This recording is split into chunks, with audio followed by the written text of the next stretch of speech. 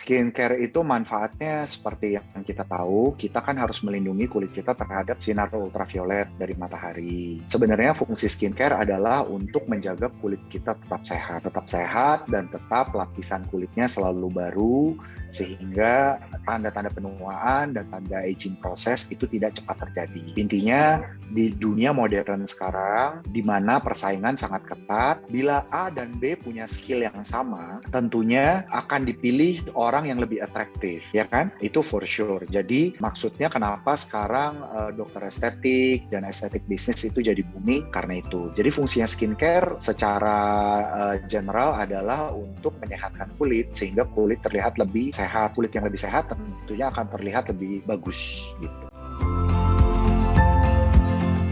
Selama dia manusia, baik pria atau wanita, perlulah skincare. Nggak cuma cewek gitu loh.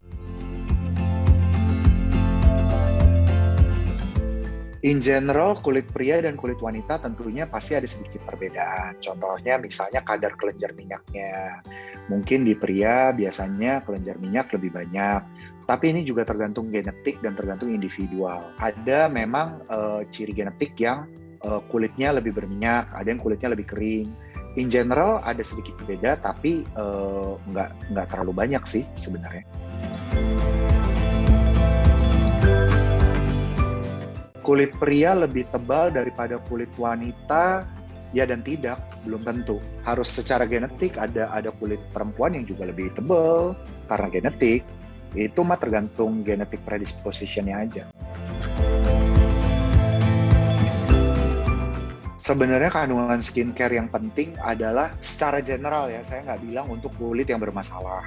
Sebenarnya kalau secara general, saya selalu akan menyarankan SPF untuk melindungi kulit. Kemudian vitamin C dan vitamin A. Vitamin C untuk antioksidan di kulit dan vitamin A untuk merangsang epitelisasi kulit sehingga kulit terus lapisan di atas adalah lapisan yang baru. Intinya kalau tidak pernah menggunakan skincare sama sekali, lalu pasti satu, aging proses lebih cepat menua. Kedua, mungkin ada problem-problem misalnya pigmentasi dan sebagainya. Ketiga, ya kulitnya mungkin terlihat tidak sehat. Dampak jangka panjang yang akan timbul tentunya harus diteliti secara individual ya. Ada satu orang, jadi ujung-ujungnya sebenarnya kalau saya nggak bisa bilang dampaknya pasti. Karena ada orang yang secara genetik udah blessed dan mereka tidak pernah ada masalah di kulit. Mau pakai sabun mandi, mau pakai apa di muka pun nggak apa-apa gitu loh. Tapi nggak semua orang laki seperti ini kan.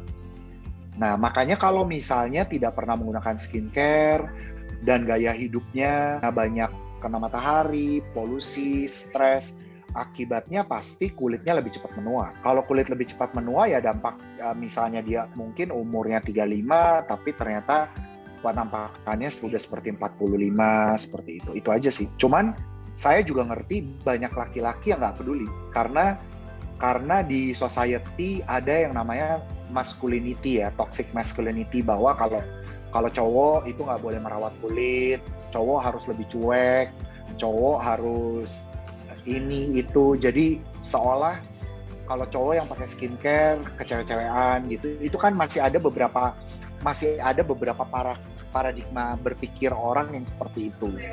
Meskipun hal ini sedikit lebih terkikis karena banyak brand skincare dan banyak promosi sekarang mereka lebih menargetkan buat cowok dengan membuat kemasan iklan, kemasan packaging skincare ini untuk lebih maskulin seperti itu.